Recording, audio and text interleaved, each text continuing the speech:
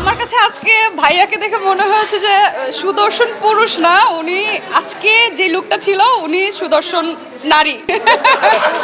মানে আজকের ফুল গেট আপটাই ছিল একদম মেয়েদের মতো লুক। ওড়না ছিল পাশে এবং ফ্রক পরা ছিল। তো আমার কাছে মনে হয় যে আপনারা এখন থেকে সুদর্শন পুরুষ না বলে ওনাকে অবশ্যই সুদর্শন নারী বলবেন, সুদর্শন সুন্দরী বলবেন।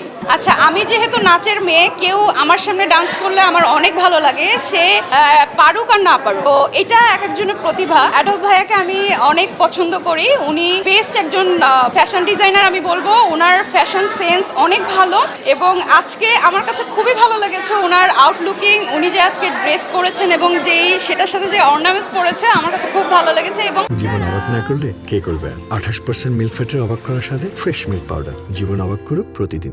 সব থেকে বড় কথা, উনি যখন এক্সপ্রেশন দিচ্ছিল, স্যাড গানেও যে এত সুন্দর করে এক্সপ্রেশন দেওয়া যায়, এটাই আমি খুব এনজয় করছিলাম।